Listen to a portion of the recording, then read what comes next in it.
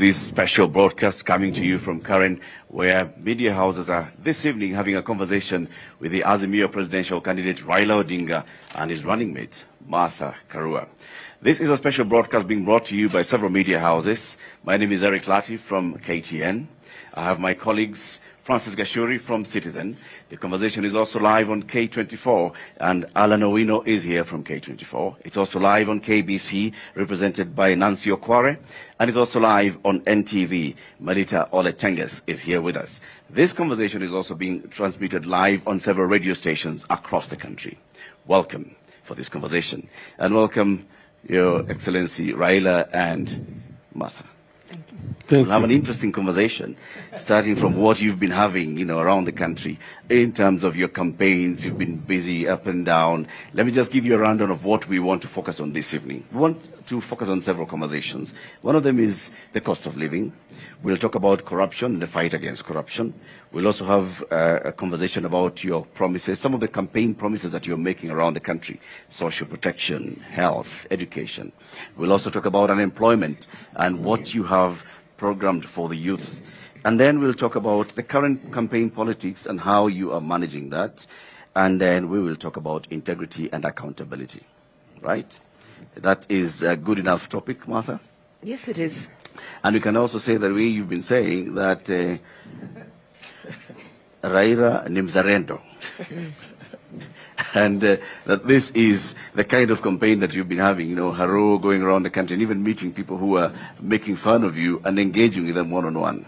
The haro is theirs, but we use hello a lot when the crowd is making noise. Right. Yeah, but everybody is entitled to enjoy whichever, whether by mimicking, whether by their memes, you're entitled to enjoy. And then there are those who also mimic you, Baba. When you come onto the stage and the first thing he says is, higher, higher, to get the crowd to attention. And you've stopped doing the kitendawili. Why? I've not really stopped doing the kitendawili. I just don't do it as often as I used to do. But sometimes I use it when I want to bring a point home. Then I use kitendawili. It's not that I don't use it because some people have accused me of bwana kitendawili. That is not really the reason. Yeah. You just transitioned from now doing kitendawili to doing the dance. Yes. It's a new Raila. Exactly. Okay. Sometimes you metamorphose. Let's get into the conversation, Francis. Great. Thank you, Mr. Odinga, Madam Karua. The very fundamental question on many people's minds tonight is the cost of living. You're seeking votes from people who are barely surviving. The cost of living, cost of unga, cost of fuel, and all the other costs are rising fundamentally. And in the very short run, in the interim, because you have President Uhuru Kenyatta's here and the government's here, what in the interim would be your proposal to reduce the cost of living and make life easier for many Kenyans? That is in the short run. But in the long run, what would be your promises? What would be your plan in the event you're elected president in August? Well, because if you look at really the cost of it, I see some people who are really trying to divide attention of the public, playing populist politics with the cost of living. But the facts are that, one, I think you had like a crop failure. You did not harvest to be able to satisfy the demands, the needs of the country. Secondly, there have been other events which have taken place in other parts of the world, which themselves are major contributory factors to the rise in cost of living, not only in Kenya, but around the world. Even see the USA is fighting it.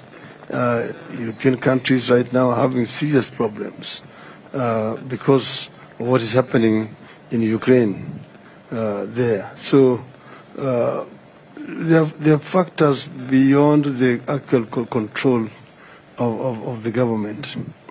But you can actually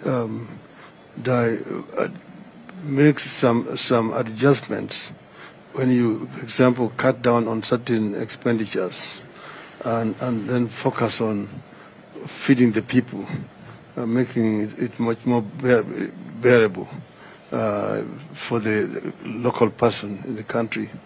And you're really talking about basically just essential commodities like the cost of Odinga, which everybody talks about, the price of sugar or the price of cooking oil, and also petrol and so on.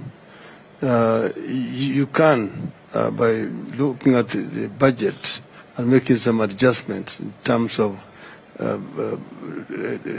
expenditure, both recurrent and development, you can be able to make some adjustments. Okay. Mheshimiwa Martha, swali hilo gharama ya maisha.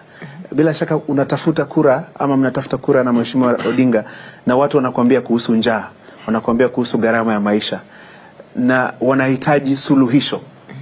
Kuna suluhisho la muda huu kwa sasa ili wakienda kupiga kura mwezi wa 8 angalau swala hilo liwe limeshughulikiwa japo kwa kiasi kidogo?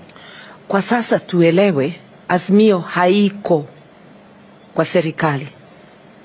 Jubilee ambayo iko kwa serikali ni chama moja baina ya vyama 26 za muungano wa Azimio. Lakini ni kweli iko uhusiano mzuri kati ya kinara wangu na rais aliyeko. Kwa hivyo wananchi waelewe, hatuwezi kama Azimio kuamua ni vipi. Lakini tukichukua mamlaka, na Mungu atusaidie na wananchi tuchukue, tumepeana ahadi ya kwamba kwa siku 100 za kwanza gharama ya maisha itateremshwa. Na ziko njia kadhaa za kufanya hivyo na kinara wangu ashaelezea. Na hii si mara ya kwanza gharama ya maisha imejaribiwa kuletwa chini na serikali. Wakati tulikuwa kwa serikali ya Rais Kibaki tukiwa na kinara wangu, serikali ilijaribu kuleta gharama ya maisha chini na kufanya kutafuta mbinu za kupatia wenye viwanda vya kusiaga unga mahindi kwa bei nafuu ndivyo unga ishuke. Ziko njia kadhaa za kufanya hivyo na tumepeana hiyo ahadi. Wa sasa ile tunaweza tu ni pengine kinara wangu kuongea na mwenzake, lakini mkumbuke hizi ni siku za mwisho na hatujui mipango ya ndani ya serikali. Mheshimiwa Odinga, umejaribu kumweleza rais moja kwa moja kuhusu swala hili unapoenda maeneo mbalimbali kutafuta kura, ukamwambia labda watu wanasema hivi kuhusu gharama ya maisha, watu wanasema hivi kuhusu bei ya vyakula, na labda kama ana suluhisho la muda kabla iwapo utakuwa unachaguliwa kama rais, uchukue usukani ama mwingine yote ambaye atakuwa anachaguliwa kuwa rais? Sitaki kuongea kwa niaba ya serikali. Lakini mimi ningependa kusema ati ni kweli tumezungumzia mambo haya, na mimi najua labda hakuna changamoto zingine.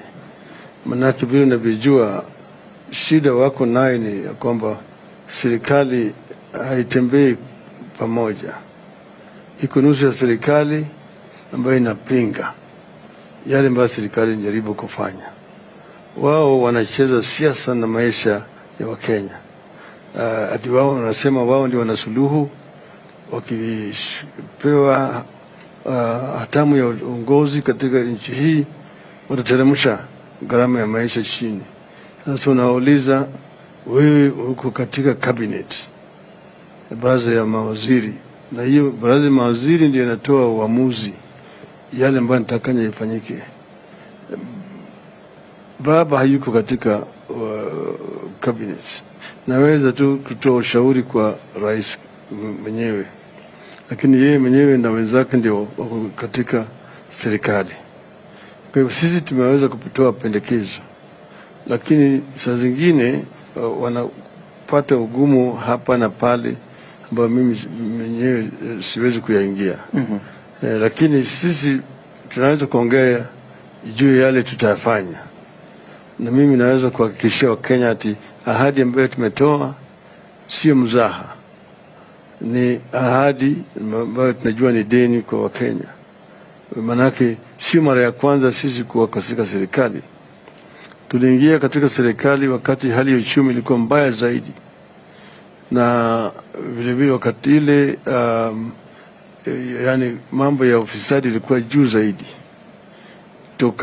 Tupoingia huko tena tulikuwa tumeahidi wa Kenya tutaleta somo la bure ya primary shule, na tulipoingia na imna hii tukaanza kutekeleza somo la bure, na vile vile tukatafuta mbinu ya kuleta kazi kwa vijana ambayo ilisaidia vijana kupata pesa kidogo kwa mfukoni mwao, kama ile kazi mtaani ambayo sasa inaitwa, na hiyo ilikuwa inafanywa katika pembe zote za taifa. Ikasaidia vijana kukuwa na pesa ambayo wanaweza kutumia kununua chakula, na vile vile tukaagiza mahindi kutoka ng'ambo, tukalipa sisi kama serikali, na tukalazimisha NCPB kuuza hizo mahindi kwa bei nafuu kwa mtambo za kusaga mahindi, ili bei ya unga irudi chini kwa wananchi, na ilifanyika mpaka hiyo iliendelea mpaka baadaye tulipokuwa na mavuno, chakula ikarudi sawasawa na gharama bei ya chakula ikarudi chini. Kwa hivyo kuna njia ya kufanya haya, na sisi tuna hakika tukiingia katika serikali ndani ya siku 100 ili tumeahidi, tutapunguza gharama ya maisha kwa Wakenya wote. Allow me to wrap this up with one question. Well, you say you're not in government, and that could be the case, but your critics will say, since the handshake, you have some level of leverage, the assumption.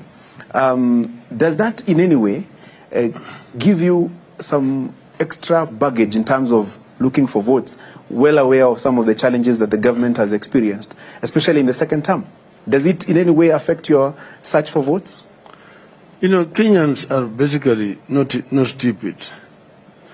My competitors are saying that the stupidity died in Kenya and was buried. Kenyans know very well that I'm not in government. I don't earn a salary in government. I don't live in government house. I don't get any allowance from government. But I can give some advice. And advice, as you know, is just what it is. I mean, it is not implementable. The receiver can use it or cannot use it. But having been in government, I also know the challenges which a government also faces. Like this crisis we are in right now, it's a serious crisis. You can see the way the cost of crude oil has gone up.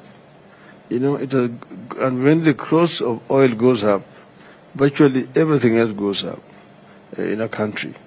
We know that for a fact, because everything else depends on oil in terms of manufacturing. So it is unfair really to just do a blanket blame in government. Somebody who is earning a salary, has got over 250 security of government defending him, is using government vehicles and equipment to do the campaign.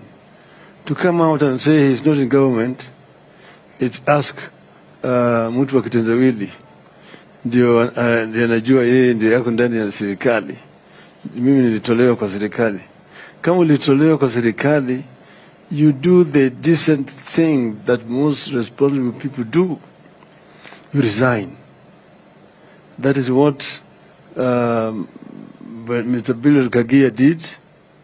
That is what Jaramogi Oginga Odinga did. You resign and then you become an ordinary person. But you don't say you're out of government and you're blaming that same government, but you're earning the salary from the same government. If that is not hypocrisy, then I don't know what hypocrisy is. I think if I may add just a little, you can't also choose which part of government you will claim credit for and which part you disown.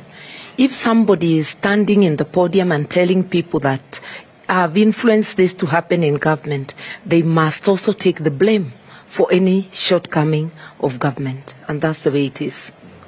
We'll come back into the politics of the campaign and the back and forth and who bears what responsibility as we continue this conversation. There's something that you've touched on there, Mheshimiwa Raila, which is on social protection, protecting the vulnerable, and cash transfer program, like you implemented earlier. You have been promising 6,000 shillings in campaign rallies in the public.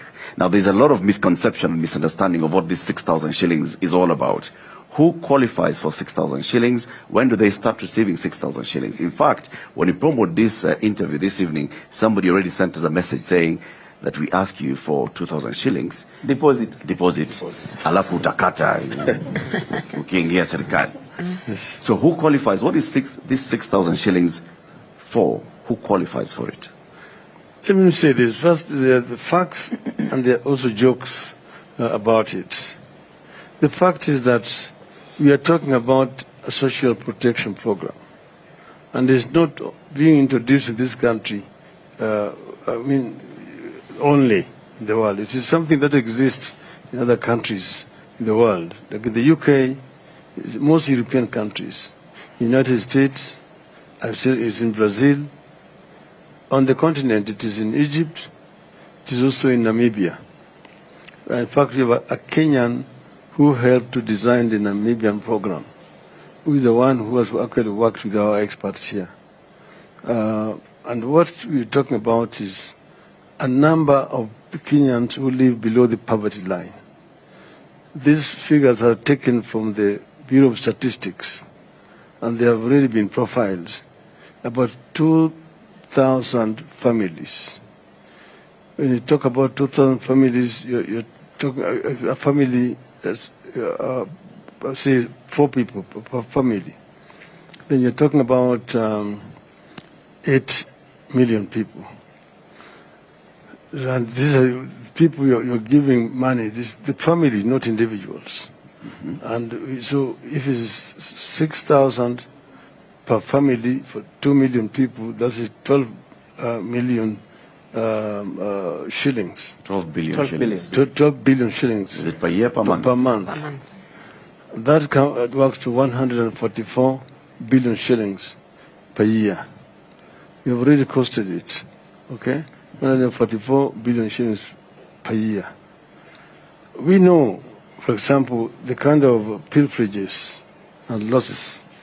The president one day talked about 2 billion shillings per day that is being lost to corruption.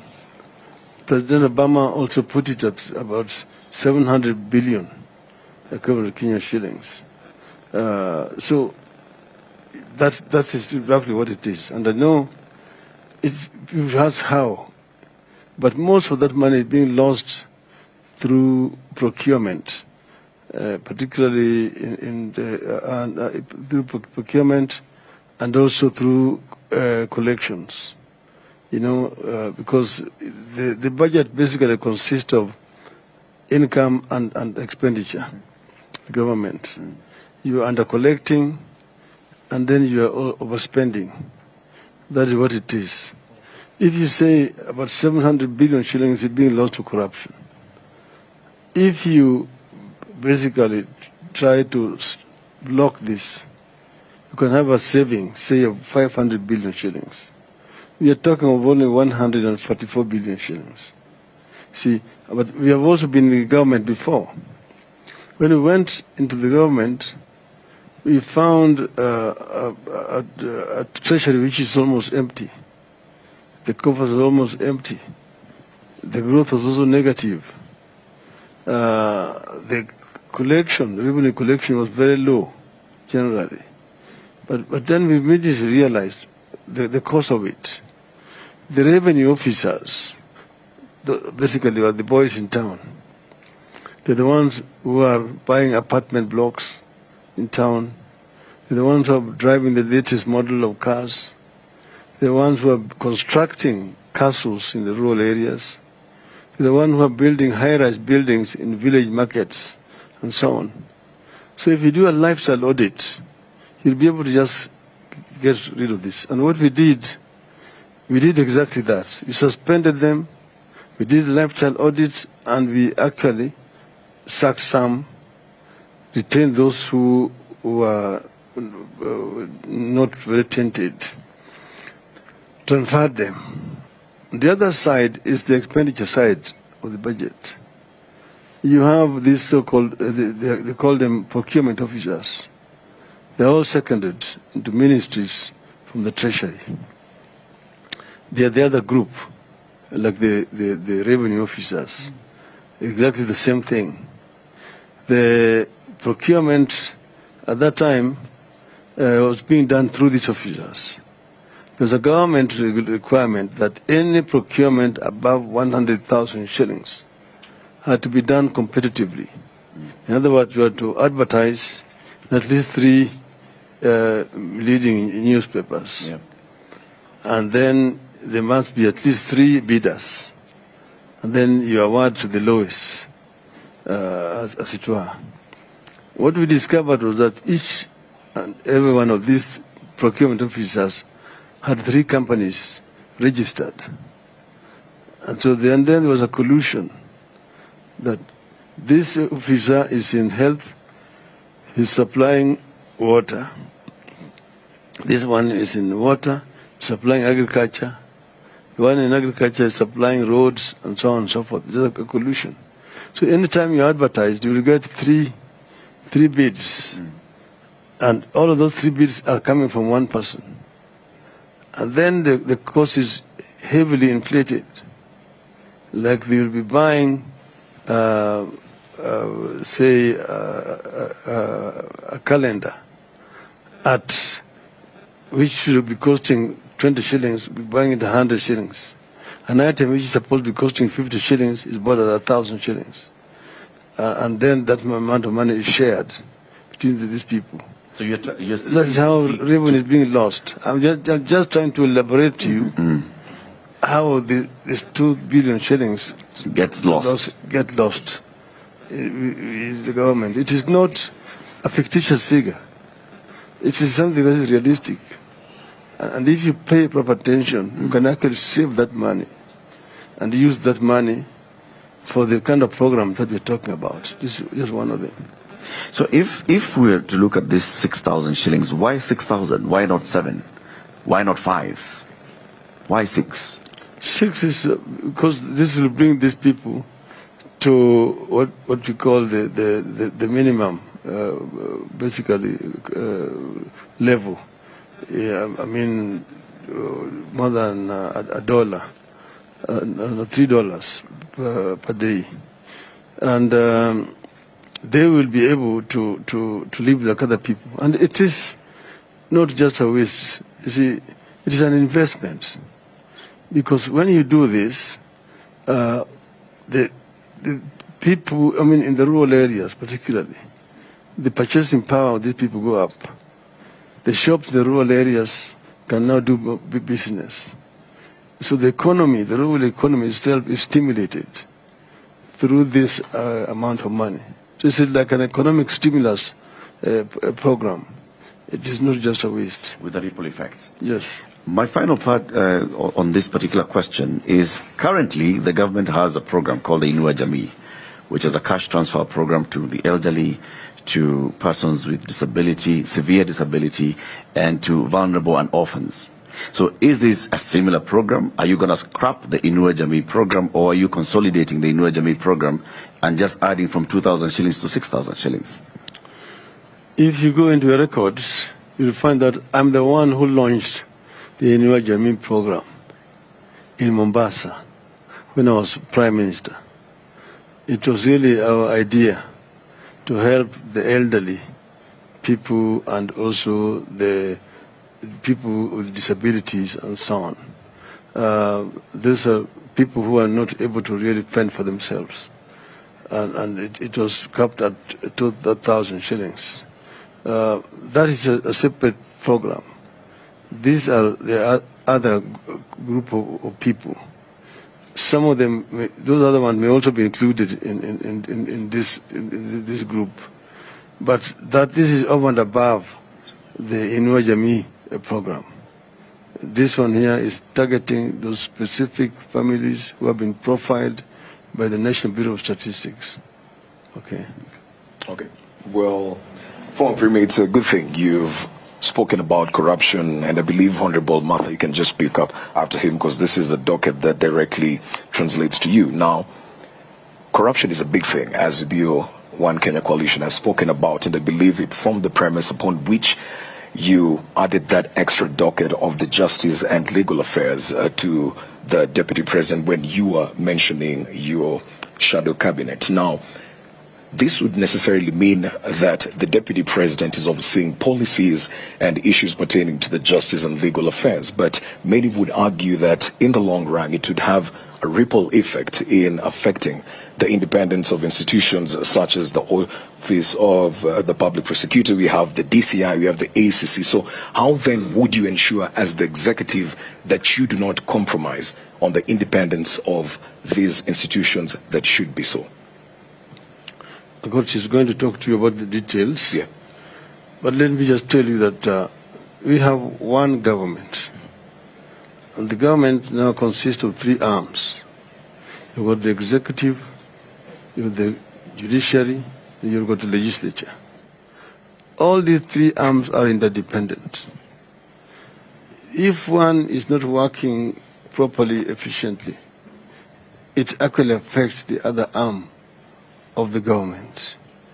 See, so it is necessary, therefore, for these three arms of government, in spite of the independence, to also see the interdependence of them, because they are all providing services. The executive cannot perform its work if the judiciary is not working. You see, if the judiciary is not working, it actually affects the executive. See, when you are talking about the criminals, and if these criminals are arrested, and then they are taken to court, and then they are released, of course they become a drag on society. You've got, how many cases have we had a criminal who was killed or who was threatened to kill? I think it just happened last week. He's taken to court, he's been given bail, he comes out and goes and kills his mother. See, so something is wrong somewhere, which must be addressed. The same thing with the legislature. If Parliament is the one that passes the laws, the executive implements the laws which Parliament has passed. They use those laws to govern the country. Then the judiciary interprets the laws and to see that the laws are being implemented, they're not being violated. But if the legislature makes wrong laws, then the executive also work is affected. So there must always be a kind of cooperation. I think people are pushing this word so-called independence too far, as if they are in different countries. That you've got, like, for example, independent, we've got these commissions that we set up in the Constitution, that each one of them is now dependent on its own. You cannot interfere with what they're doing. They are protected by the Constitution, even if they're not doing their work, or even they're doing it wrongly, that there's nothing you can do about it. I don't think that is what is intended in the Constitution. You see, there's independence and there's also interdependence, generally. So, like when you talk about the criminal justice system, you've got the investigative arms of government. Then you've got the procedural arm of government, the DPP. Then you've got the judiciary. You see? So sometimes you find the police themselves collude to shield criminals. But sometimes the police have done their work. The DCI has done its work and has gotten sufficient evidence? The DPP refuses or says this evidence is not sufficient. And it's discretionary on him. It refuses to prosecute. Or then it agrees to prosecute, takes to court, then the courts themselves are compromised. And you know that courts sometimes are compromised. So a court that is compromised, in my view, is worse than the criminals, because it protects the criminals. Okay? But then, this is a conversation I've had when I was a prime minister before, with the then Chief Justice, when we were having those problems. But that was, of course, the situation prior to the new constitution. Okay? So my view is that, yes, independence is there, but there's also interdependence of these arms of government, because ultimately you want the delivery of services to the people to be done efficiently. Okay. Well, Honorable Martha, I'm sure there's a lot of uncertainty to this role, because you'll be the deputy president, and there's also this additional role. And according to Article 147(4) of the Constitution, you cannot hold two offices. So maybe if you just respond to the same and clarify what this would mean as a member of the executive overseeing certain arms of the judicial aspect. I think that's a misconception. Okay. If you look at the description of what a deputy president does, is be the principal assistant of the president and perform any other duties assigned by the president. So any other duties is covered. You can hold a ministerial docket. And there's no difference when a deputy president holds a ministerial docket and when any other minister holds. So the framing of the question, as though having a deputy president hold the office of Justice and Constitutional Affairs Ministry is an oppressive thing, is wrong, is misleading. It is a ministerial portfolio like any other. And for people to understand the three arms of government, it's like pieces of a jigsaw puzzle. The three of them fall into place and make the whole. So they are independent but interdependent. And the Justice Ministry is a coordinating ministry. It doesn't prosecute. It doesn't arrest. It doesn't decide on the cases. So it's a more policy and coordination, so that when arms of government get together and you want to find where things are not moving, and whether we are moving according to the policy direction, and to support each other in execution, not in decision making.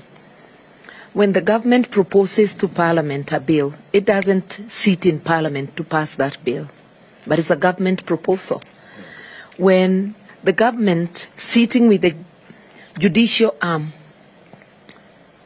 asks for speedy movement of cases, it doesn't go in to determine those cases or to hear the evidence. It's talking about policy direction.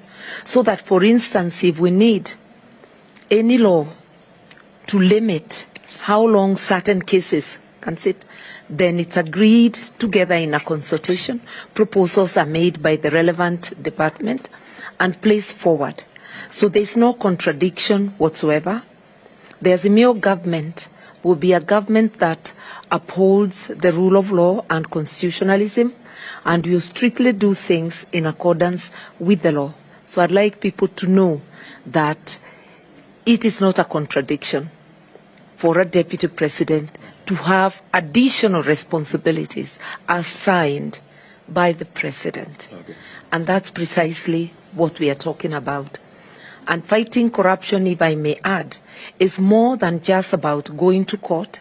It involves giving the public confidence that the government is serious about what it is doing, so that the public can be partners in the fight against corruption. And if we wind backwards and go to 2003, basically when the NAC government came in, the public was so inspired by the zeal and the commitment of the NAC government that members of the public could actually stop policemen from receiving bribes on the roads. Members of public chose to walk to force the matatu industry to accept the Michuki rules. Members of public recovered the Kenyatta International Conference Center from those occupying it and claiming ownership and handed it back to the relevant ministry. This is the kind of thing we are looking for, that we will demonstrate our commitment to fighting corruption and make the public our partners in this fight. And that goes beyond just applying the law, and also working seamlessly with those in the criminal justice sector, the courts, the legislature, where we need to tighten the laws, etc. Okay. Well, even as we continue with certain aspects of the manifesto that you gave out as a coalition, a big and integral part of this year's election is pegged around the women factor. And when we talk about the women factor, we talk about the 2/3 gender role representation, especially in the bicameral house. Now, your competitors, from the suggestions that they've been given, many have argued there's a lot of practicality, for lack of a better word. They've spoken about giving half of the government to the women. They've signed charters. They've also spoken about putting up a kitty for the women. And they've added to that and said that they're going to achieve the 2/3 gender rule within the first 100 days in office. On your side, what is the assurance that you're giving women, despite you being potentially being the first female deputy president? What assurance are you giving people to say that, you know what, moving forward, we're going to have better representation of women in our government? It's easier said than done. For us, the commitment is demonstrated. Right now, Azimio is not saying that we will do for women ABCD. My principal, seated right here next to me, appointed me his deputy. That's a demonstration of the commitment. So when we say that we will fulfill, we will continue the implementation of the Constitution, which includes the 2/3 gender rule. We have demonstrated it. When my principal says that he actually believes in 50-50, he has not just the 2/3 gender rule, but 50-50. He has already demonstrated it. So for the competition to claim that they have the commitment, where have they demonstrated it? And we have gone beyond that. If you look backwards, and I always tell this story, that when we came from Beijing in 1995, those of us who were in parliament then were bringing in motions for the implementation of the commitments in Beijing. And I remember my sister, the Honorable Charity Ngilu, Governor of Kitui, and Senator Beth Mogo bringing such motions. On my part, I proposed the Equality Act and the Domestic Violence Bill, which was later to be adopted by the government. But only one man joined us and brought a motion to set up the Gender Equality Commission. That man was none other than the Right Honorable Raila Amolo Odinga. So that is just to show that the commitment of Azimio to women's issues runs deep. It's not just about this election. It's something that we practice. And if you look even in Parliament, a majority of the elected women will be from his party. And even now, those running, there is quite a good number. So I'm saying our commitment is demonstrated. I don't want to talk about my part because I think that it goes beyond saying. Okay. So we will not only implement the 2/3 gender rule, which is the starting point, but we will go beyond it, and that commitment has already been shown. All right. Yeah. After that question on, fighting corruption and the position of women from Alan Owino of K24, my colleague, Melita Oletendes from from NTV, has a question on youth and the position of youth. Thank you very much. Ningependa kuuliza swali langu kwa lugha ya Kiswahili. nafasi za ajira ni jambo ambalo mmeahidi kwa pamoja, na ni shina muhimu sana katika uchaguzi ujao, ikizingatiwa kuwa gharama ya maisha imeenda juu. Lakini tukizingatia kwamba serikali ya Jubilee ilikuwa imeahidi nafasi za kazi milioni 1 kila mwaka kwa awamu yao ya pili, je, nafasi yenu ya uwazi kabisa au mbinu ambayo mtalenga kutumia kuhakikisha kuwa mnaongeza nafasi za ajira nchini hususan kwa vijana, na pia mbinu ipi mtakuwa mnatumia ili kuhakikisha kuwa watu wamepata ajira humu nchini? Ndio, sisi tayari tumesema katika manifesto wetu ya kwamba kwanza tunaongea kwa jumla juu ya uchumi, na tumesema tunataka kupanua uchumi wetu. Kwa mfano, tumeongea juu ya mambo ya viwanda, na tumesema tunataka kuona kama kila county iko na viwanda, kwa sababu tunaongea juu ya county moja product moja, one county one product. Na hii ni mambo ambayo sisi tunataka kuanzisha kwa njia ya haraka. Maana yake tayari utafiti imefanyika, tunajua ni nini inapatikana katika eneo hii na eneo hii na kadhalika. Lakini haya yote sisi tunategemea Wakenya. Wakenya ndio tunategemea kabisa. Kwa upande mwingine, kama serikali tunajua wakati huu vijana wetu wengi sana wako na shida mingi zaidi, na tunataka kuanza kuleta ile ajira ambayo inaweza kuajiri vijana wengi zaidi. Kwa mfano, kazi mtaani, tunasema tutarudisha kazi mtaani mara moja kama tunaanza yani tukuna kwa mambo short term, as immediate, mid term and long term. Vijana wetu wengi vile vile wana ujuzi, wamesoma. Kwa mfano, kwa upande ya ICT wako na ujuzi wengi zaidi, na tuko na changamoto kwa sababu ya kutokuwa na ile connectivity ya kutosha, haswa katika eneo za mashambani huko. Tunataka kusambaza ICT ifike kwenye vijiji wetu, ili vijana wanaweza connect na wanaweza hata kupata ajira kwa kampuni ambazo ziko nje ya taifa letu, wanaweza kufanya kazi hizo huko.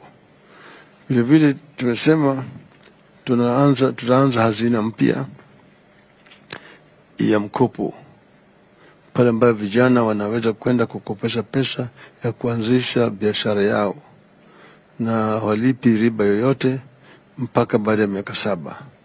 Hayo yote ni vitu ambayo tayari zimeangaliwa na wataalamu wetu, na najua inawezekana kufanyika.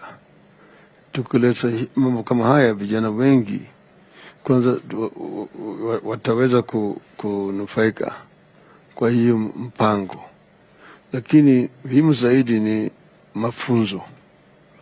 Tunataka toa mafunzo kwa vijana wetu.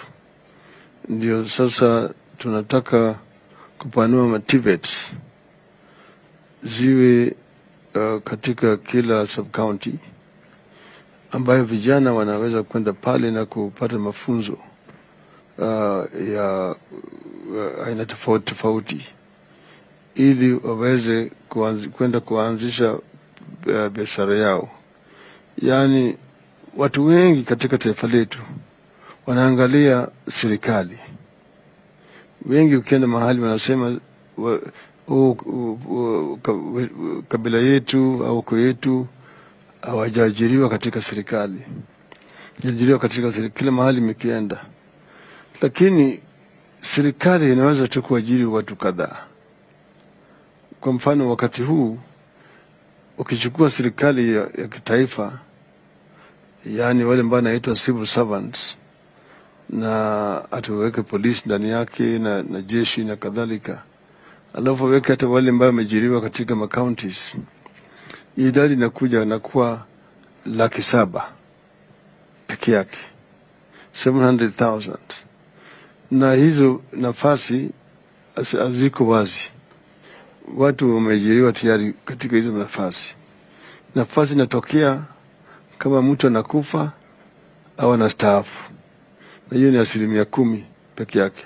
Kwa mfano inakuwa 70,000 kila mwaka ndio kunapatikana kama vacancies, lakini kila mwaka sisi kama taifa tunamwaga katika soko la kutafuta kazi watu karibu 1,000,000, wale ambao wanawacha shule kwa darasa la 8, kwa darasa la 12, wengine wanatoka kwa ile vituo vingine na chuo kikuu, karibu watu 1,000,000.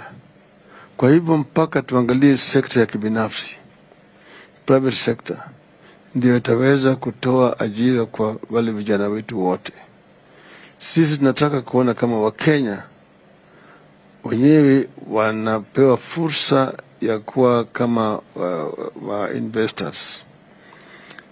Wakenya ambao wako hapa na wale ambao wako nje. Juzi sisi tumekuwa na conference na diaspora wa Kenya, tukiwahimiza ya kwamba tutafungua Kenya ili wao wanaweza kuleta pesa zao na kuinvest hapa Kenya.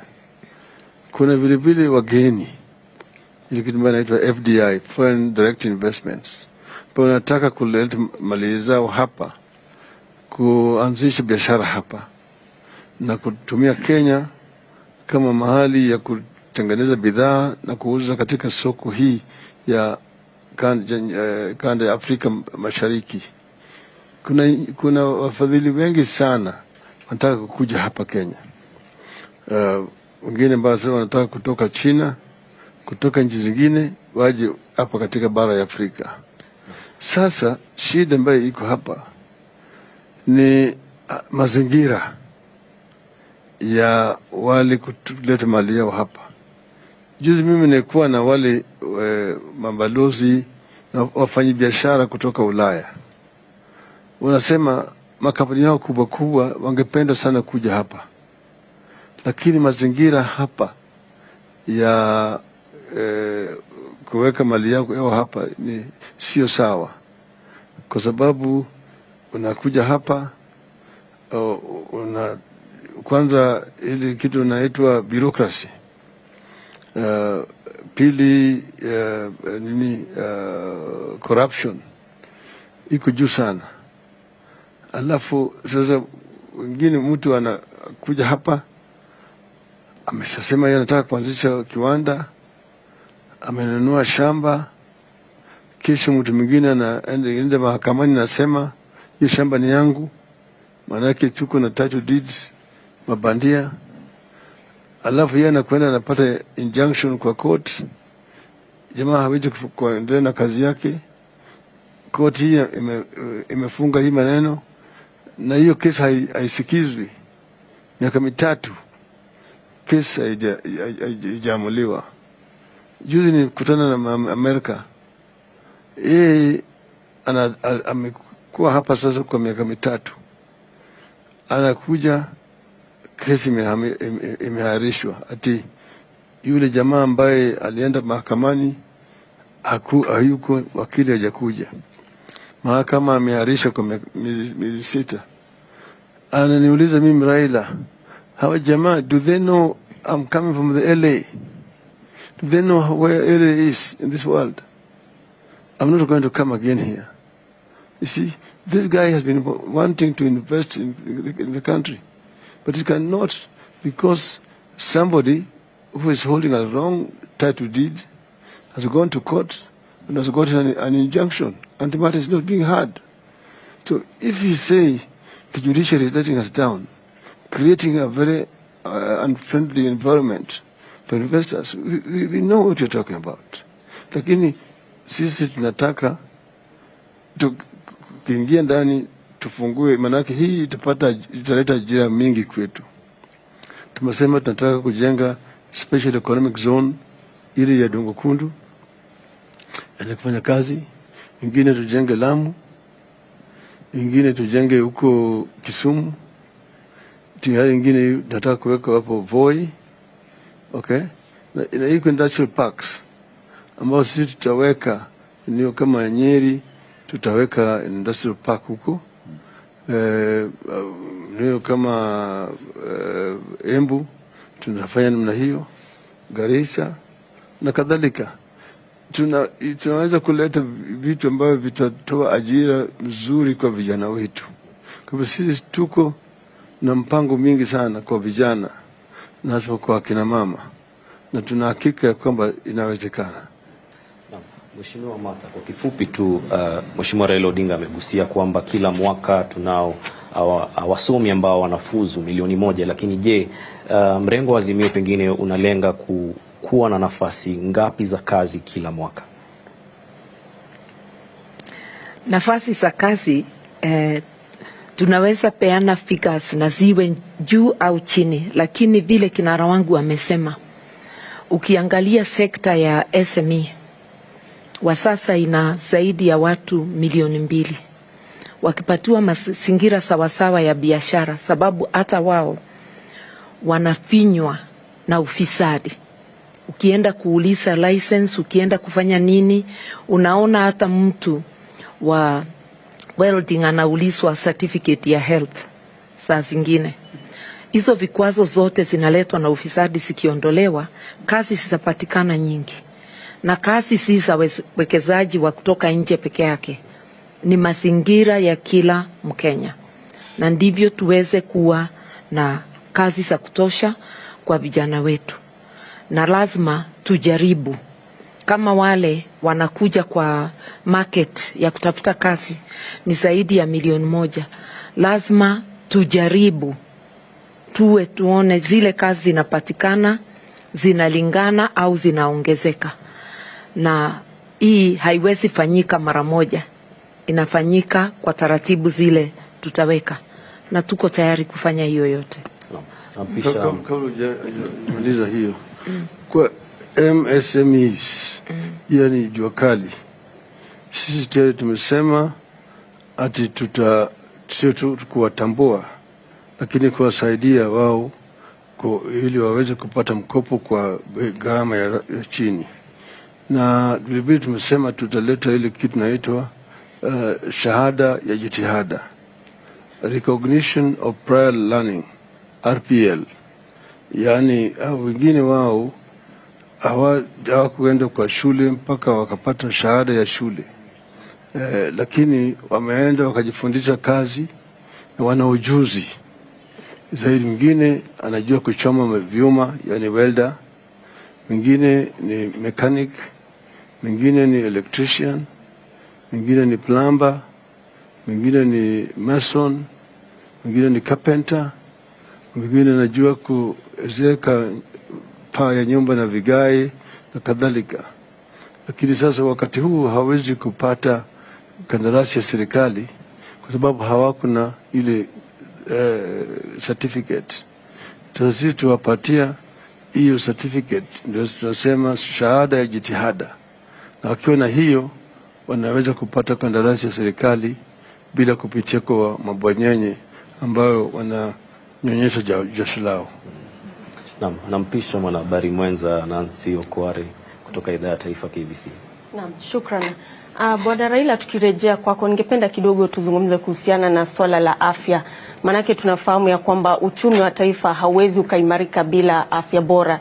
Na tumeshuhudia humu nchini wakati ambapo taifa na ulimwengu wanakumbana na janga la COVID-19, na kama Azimio la Umoja mmezungumza kuhusiana na baba care. Ikiwa mtazamaji anajiuliza pale nyumbani, hii baba care kwanza inahusu nini? Tofauti yake na UHC ni ipi? Na kama Azimio la Umoja mtatumia mbinu zipi kutafuta ama kupata zile fedha za kutekeleza? Ya sisi tumesema kwanza sisi tunataka kuboresha hali ya matibabu katika taifa letu kwa kupanua vituo vya matibabu na vile vile kuimarisha. Tunasema tunataka level 4 katika kila sub county ili zisiwe mbali sana na pale watu wanakoishi.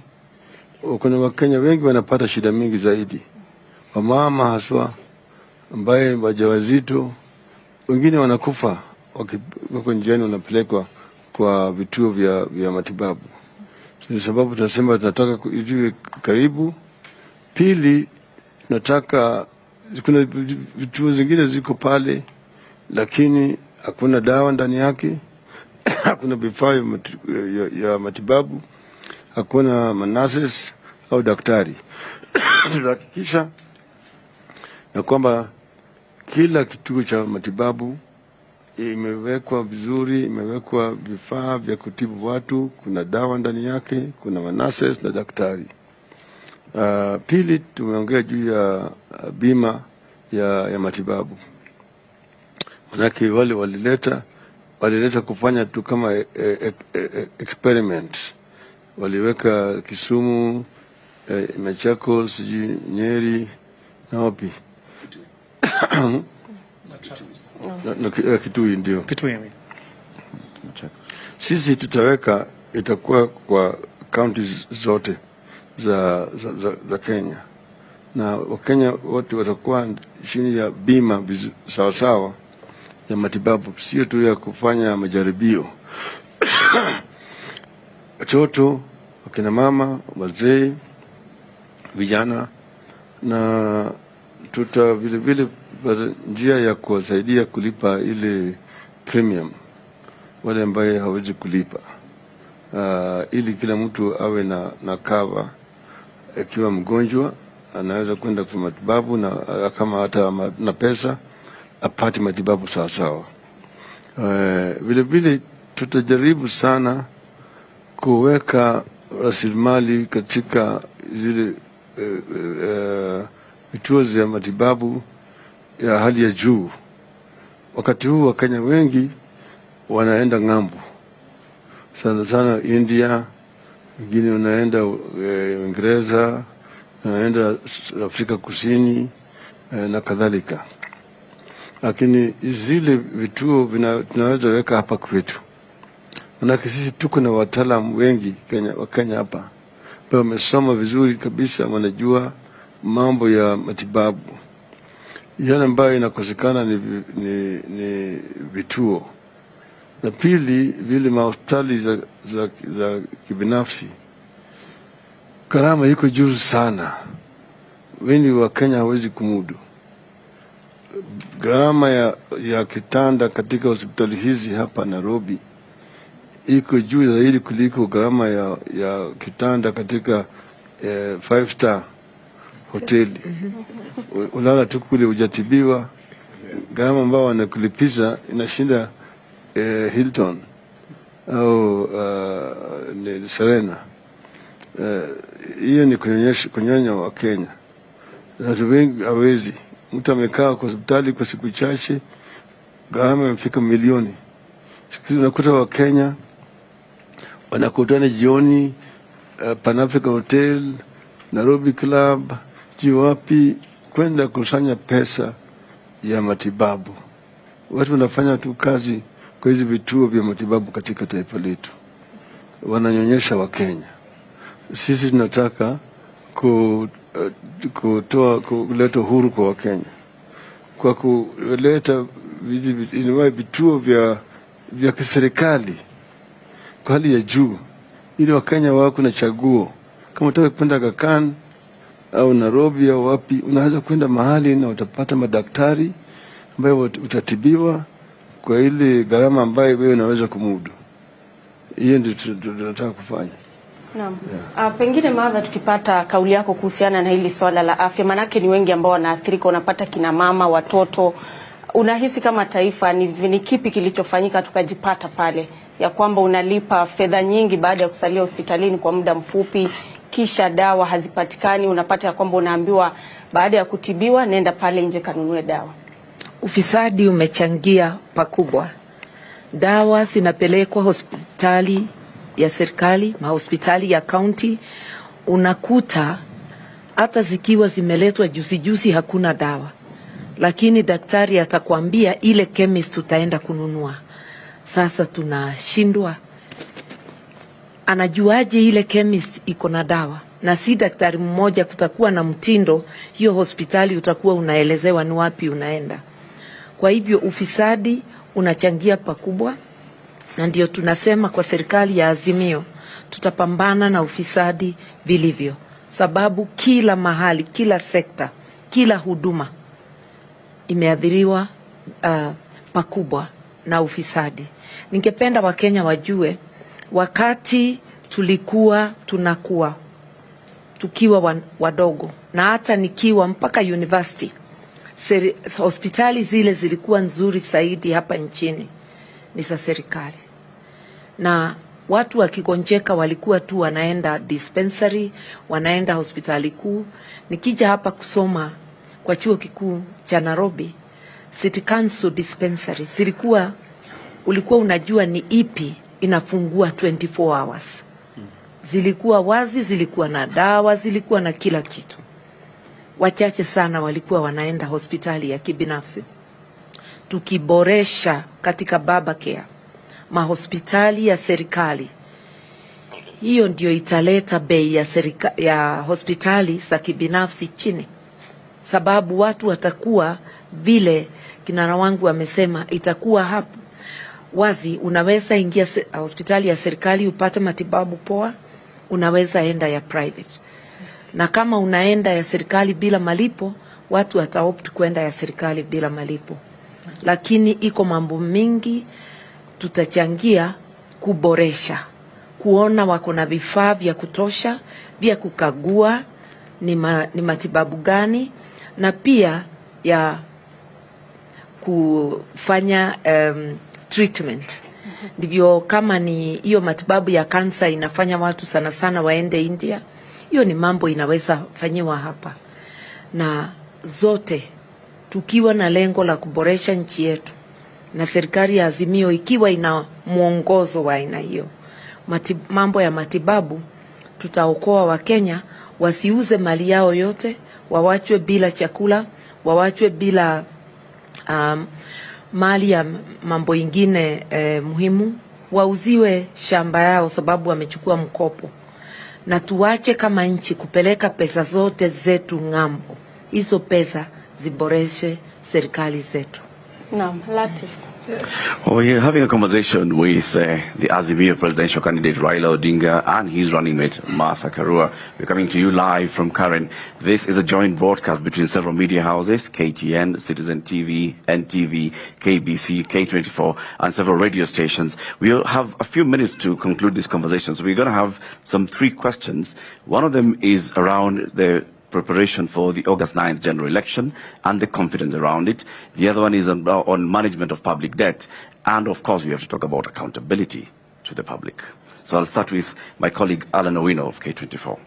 Okay, well, when you look at the issues surrounding the preparations for elections, this is majorly handled by the commission, which is IBC. And if we remember back in 2017, former Prime Minister, you were in a very precarious situation, especially with your party, and that particular election was nullified. But fast forward to 2022, the very same referee who was actually reffing that particular match is still at the very helm of that particular commission going to conduct this year's election. So my question is, what have you done within the 5-year period to see to it that you have enough confidence for him to ref this very same match this year?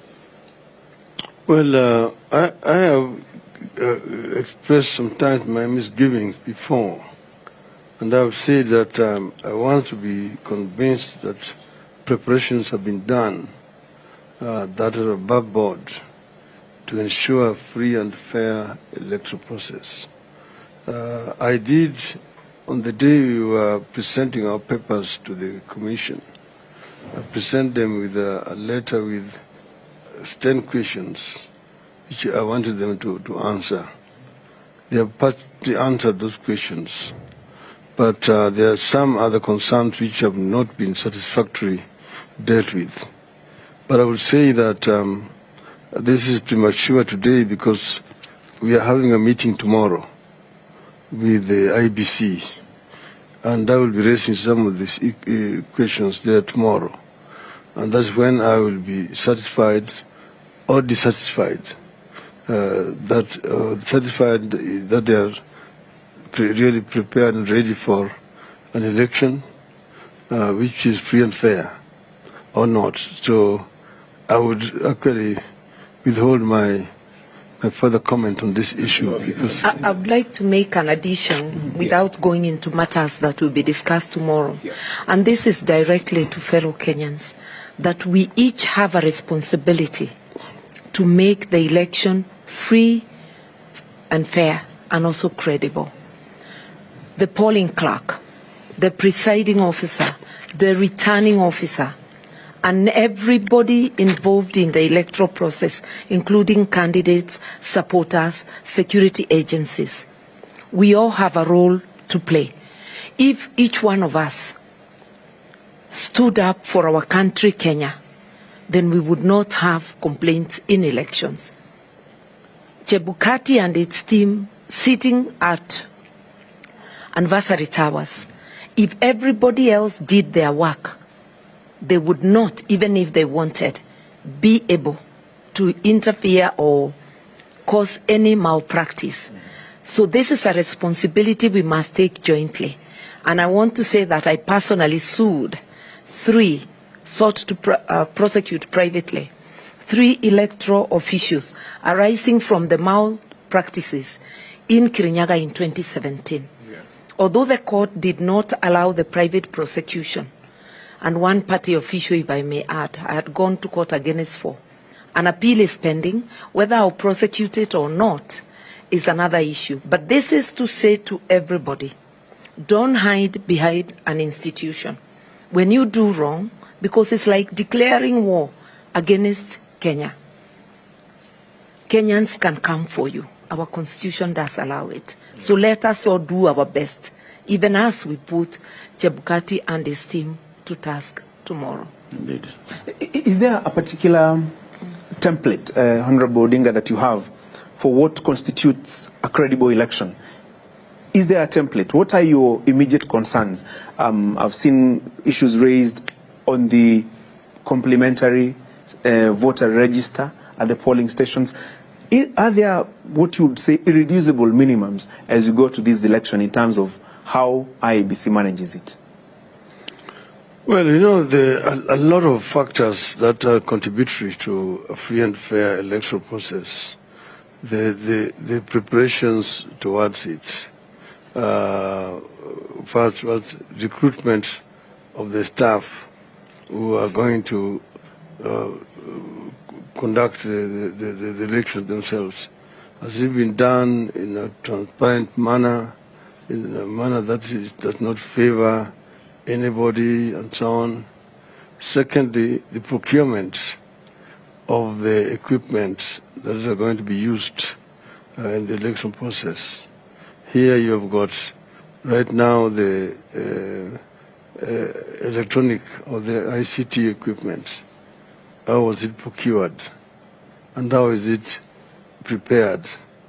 And who was involved? And how has it been tested that is going to work and is not going to fail? Then the printing of ballot papers. Who is printing these ballot papers? How was the contract itself procured? Where is the guarantee that this printer has not printed some extra ballot papers which can be used to do stuffing, as you know, what has happened in the past? Okay? Then the issue of polling stations. Where are they and how are they connected in terms, you know, the cover of 3G or 4G in the country? Which are the stations which are not covered, and what measures have I been taken to ensure that result from those other ones are actually also made in time? And then the actual polling itself, what arrangements? Like you've got that backup you're talking about, which has become contentious. The IBC is insisting that you don't need a manual register. And people are saying that there's no harm in having a manual register as a counter check, so that when somebody comes and is identified electronically, you also delete his name on the manual register.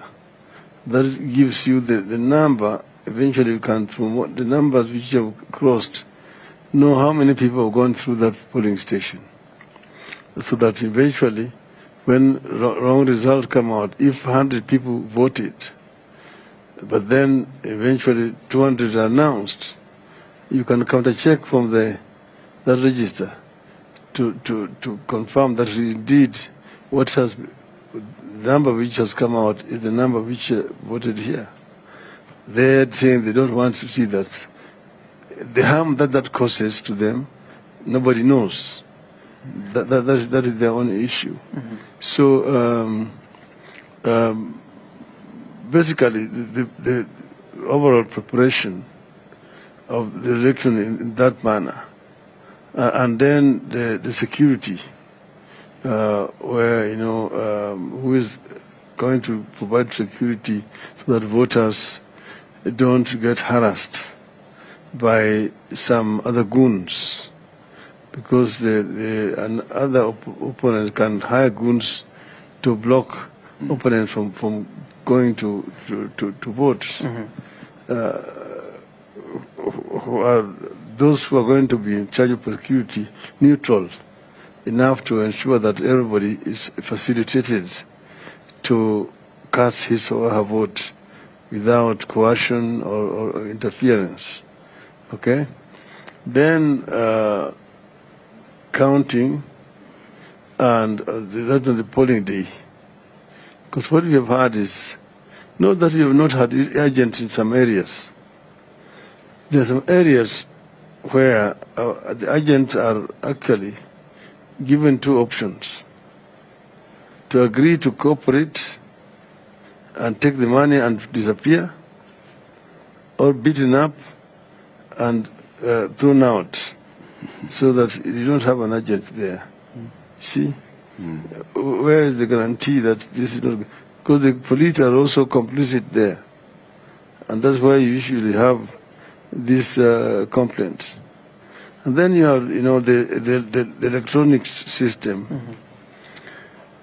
where, you are identified through your biometrics and the irises, and then you are allowed to go and vote.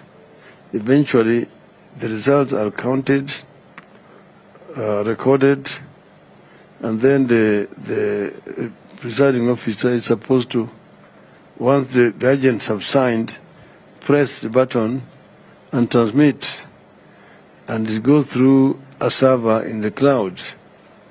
In that particular case in 2017, it was going through a server which was in Spain or in France. Mm-hmm. And then from there it was coming to the server at Bomas. But then there's a logarithm that they put in, which was capturing the result before they entered the server at Bomas. So we had situations where our agents in the stations are giving us different results from the results that are being announced. Then you had two parallel lines running like this: 54, 44. 54, 44. I lost with 44. 54. My governor in Nairobi, 54, 44. In Kajiado, 54, 44.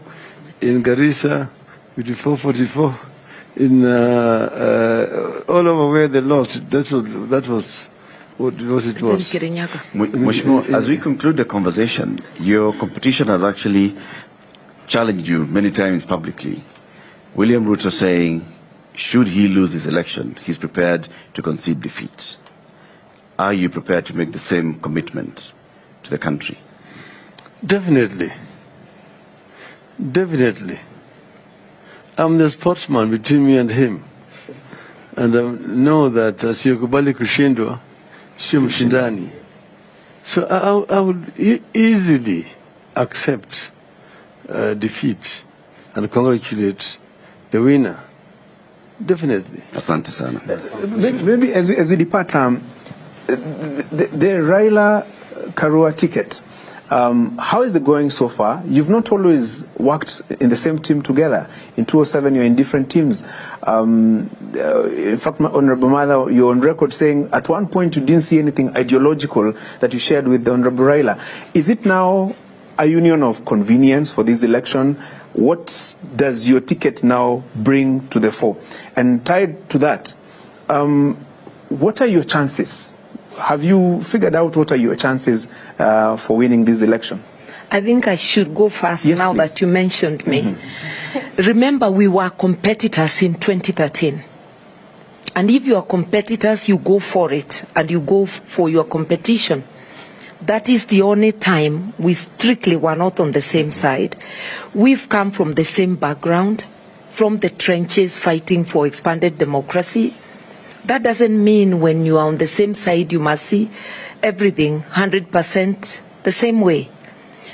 In 2005, we were on opposing sides of the constitutional, the banana orange. Yeah. And 2007, we were again not together. But we came together in the National Accord, worked well. 2013, every person for themselves, and God for us all because we were both candidates. Shortly after that, 2014, we worked together. Now Kenya was friend of God. So we've worked together more than we've worked separately. We both come from a social justice background. We both root for social justice. In fact, the manifesto, because I found it in the making when I was named, I would have easily said it was made for NARC Kenya. We have more in common than separates us. And this is not just for convenience, it is for the sake of Kenya. We are in a very dangerous place where we can lose all that we have built. What we need in Kenya today is good leadership that can take the nation forward. I joined my principle to do just that, rescue our nation. I just want to compliment what you just said. Yes. But, from the days of Ford, yeah, we were together. See, Martha only left Ford at the time of nominations. Because of male chauvinism, which we need in nominations when in our constituency. Details are record there. But then we came a team together in Parliament. She came through DP, which was in the opposition, together with Ford Asili and Ford Kenya. And we worked very closely together throughout that period. In 2002, we were together in NARC. We were together in NARC, and we campaigned together throughout that period of time. And then we went to government together, and we were ministers in the same government. We worked very closely in the cabinet. It was only the constitution bombers where we had differences. And then 2007, but then after that, we again worked in the same NARC government. So we have worked together more than we have worked apart. And as she says rightly, politics, sometimes you disagree in interpretation on issues. That does not make you enemies. So long as you have the same beliefs. You believe in human rights issues, believe in multipartyism, believe in democracy, liberal society that gives opportunity to its people and so on. So we share much more in common with Martha than many people have worked with. Mara kwa mara umekanusha kwamba wewe si mradi wa Rais Uhuru Kenyatta. Pengine Rais Uhuru Kenyatta atakuwa na mchango upi ndani ya serikali yako? Rais Uhuru Kenyatta anamaliza tamu yake. Yeye mwenyewe amesema anamaliza, anataka kwenda kupumzika. Na mimi tumeongea na yeye, nimesema yeye amechangia, amefanya kazi yake, umekuwa na changamoto kwa serikali yake, mnajua. Lakini nafikiri amejaribu vile angeweza kufanya. manake vile waliingia katika serikali katika hali walikuwa washtakiwa kule ICC. Hiyo ilikuwa ni changamoto kubwa sana, lakini tofauti na hayo walijaribu. Tukaja sasa kwa ya pili, tumeketi na yeye mwenyewe alikiri ya kwamba kulikuwa na makosa hapa na pale, lakini tusahau yaliyopita, tufanye kazi pamoja.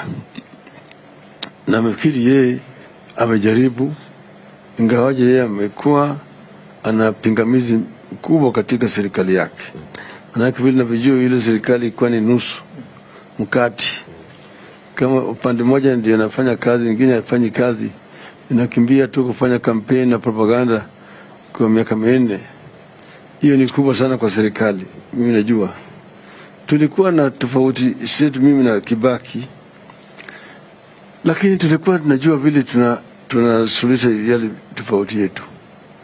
Kama sangine kwa mfano hatukubaliana vile alikuwa ameajiri Chief Justice na nini, na mimi nikaandikia barua nikasema mimi sijakuwa consulted. Hapo ndio sisi tulikuwa na tofauti, lakini baadaye tukasuluhisha. Na kile tulikuwa tunafanya kazi, naenda kwa cabinet, kama kuna shida tunaenda kwa cabinet pale, tunaongea na yeye na tunasema hapa naona si mzuri, au mimi mwenyewe nakwenda kwa State House. Kibaki hajanizuia mimi kuingia kwa State House, na kama kuna maneno mimi naenda kwa referee. I used to go to brief him ahead of any cabinet meeting. There's always a session between the Prime Minister and the President, and we tell him these are the memos we are bringing today to the meeting. They contain this and that and that. They have all been discussed exhaustively at the committee level. They have been approved. So we just bring them here for record and approval. And sure, we go and take those things there, and they are passed very quickly. So we worked very well with Kibaki. That cabinet, bloated as it is, was the most efficient cabinet Kenya has ever had. And we did a lot of things at that time. The Grand Coalition government. Everything that is being achieved by this government has its foundation in the Grand Coalition government. We laid the foundation for infrastructural development, for agricultural development, for water around the country. Remember, we had even a ministry for Northern Kenya for the first time. We did a lot of research work on how you can deal with ASAL, arid and semi-arid regions of our country. So we have been there before. We are not newcomers in the government. We know the challenges. We know the problems we are going to. I know you're going to want to ask me about the debt issue. We know that there's really nothing wrong in a country in carrying debts.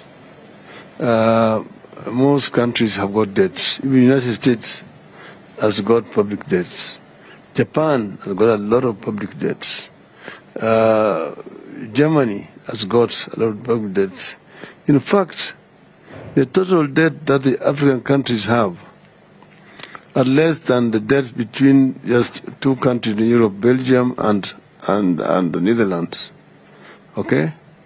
But then the thing is, what you do with that when you borrow to invest. Because if you borrow for consumption, then your ability to repay becomes impaired. But if you borrow to invest in productivity, then that enhances your ability to repay the debts. We know that the debt has increased. You just need to now look at what that debt has financed. What project did it finance? And we know that most of it did not actually go to do real development. The dams of just Aror and Kimarer can tell you that. And there are quite a number of those other white elephant projects which were there, particularly in Uhuru's first term. That is where most of this debt was incurred.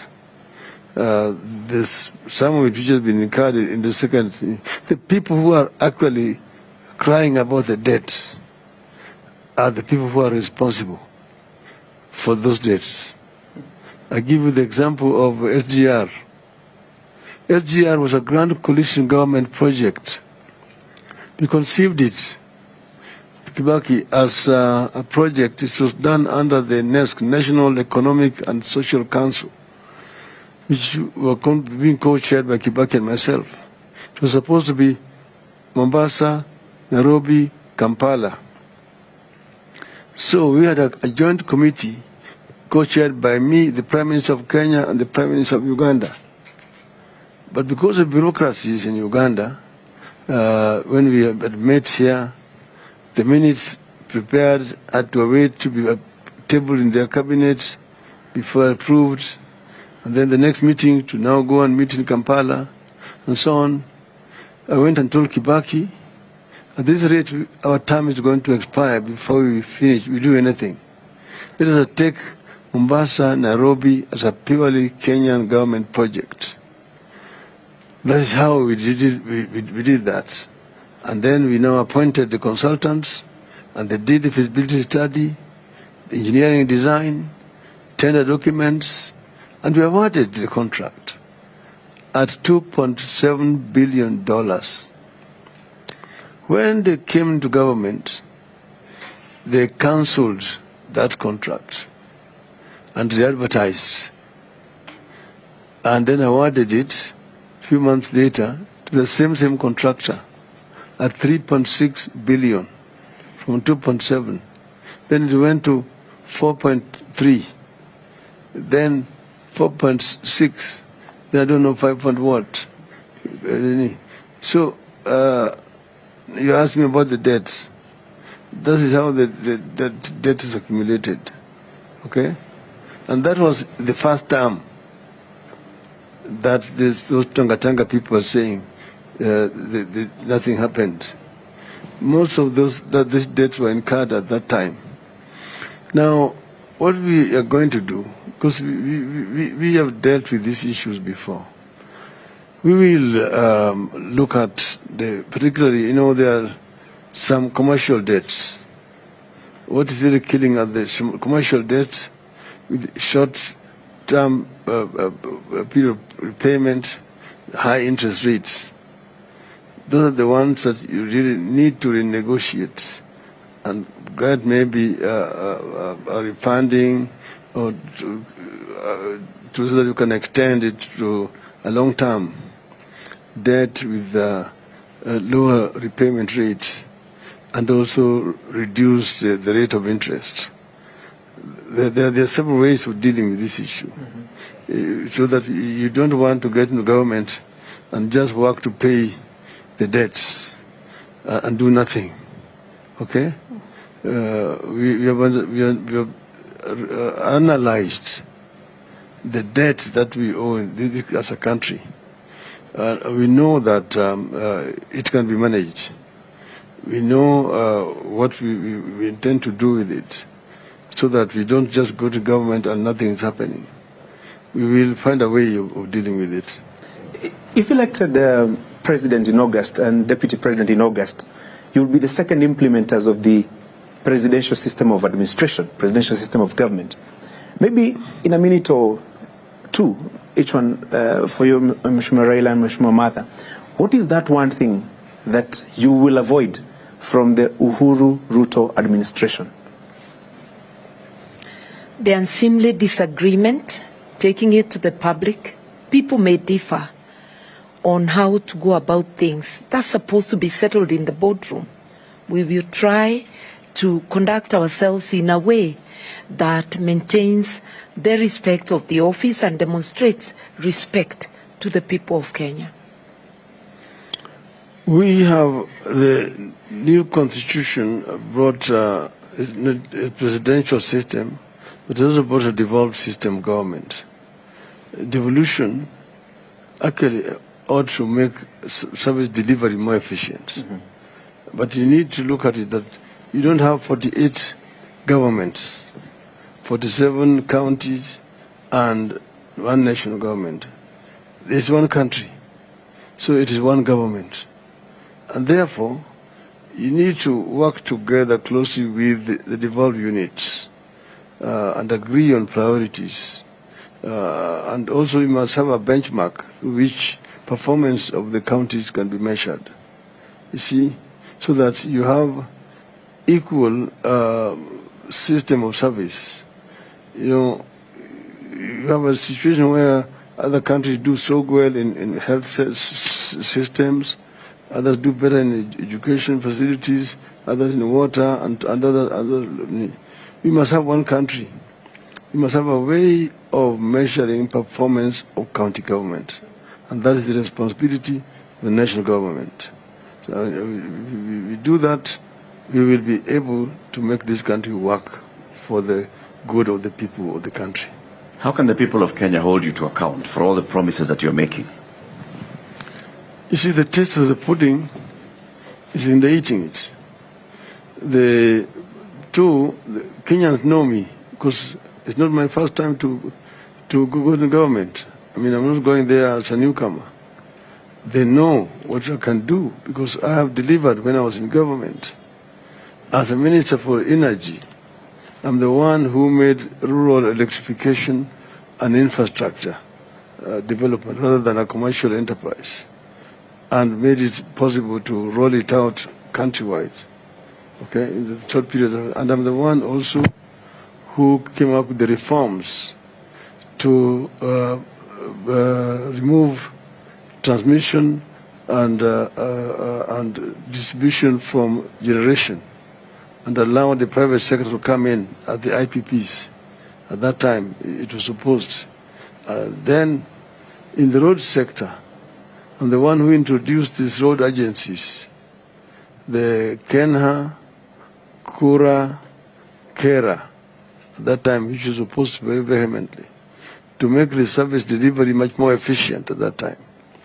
But I think that with the devolved system, there's really no need now for Kera and Kura, because those should be responsibilities of the county government.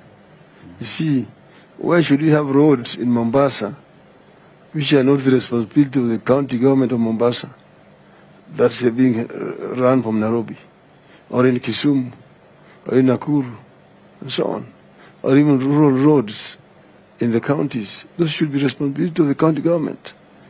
If you do that and release resources to go down there, 35% of resources is very easily done. Even the health sector system, release the money to go down because health is a devolved system. Agriculture, the same.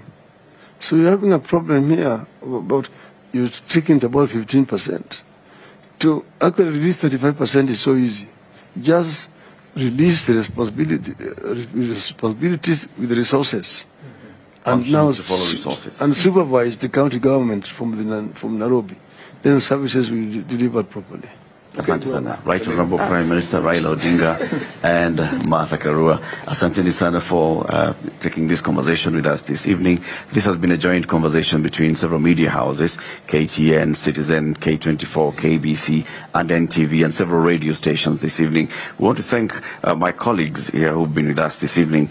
Alan Owino from K24, Nancy Okware from KBC, my colleague Melita Tenges from NTV, my colleague Francis Gashuri from Citizen, and my name is Eric Lati from KTN. We thank you very much for watching this broadcast, and of course, if you've got any questions, just follow us on all our social media houses from the various stations, and then we'll also be forwarding them to Right Honorable Prime Minister Raila Odinga and his running mate, Martha Karua. The upcoming debate?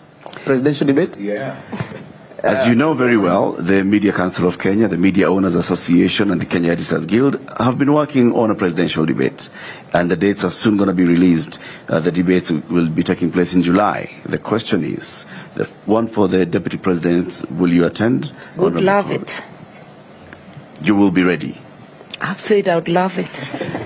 Honorable Raila. I had agreed, but as you know that other people refused, rejected, objected. I have participated before, as you know. The other time I debated alone. So it will depend on the availability and preparations. Okay? But a commitment from you is you're ready and willing to attend the debates. Always ready. Keep it here for that. We'll tell you the dates for those debates. And of course, you've heard the Azimio candidate and running mate are ready for the debates. Asante sana. Good evening. Good evening. Thank you.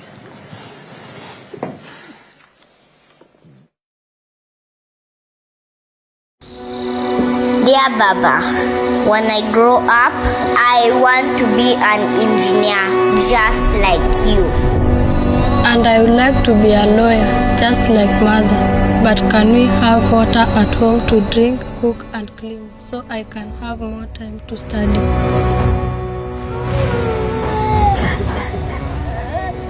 How can we offer a better healthcare system? Na kuniwezesha mimi kama mlemavu.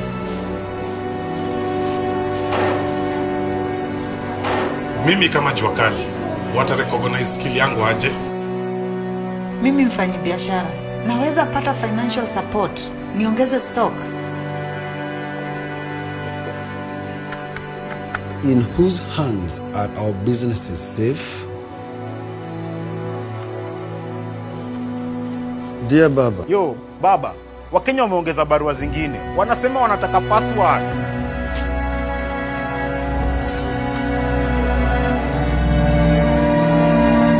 Barua tumezisoma. Wakenya, tumesikia maoni yenu. Hii ndio password. Inawezekana.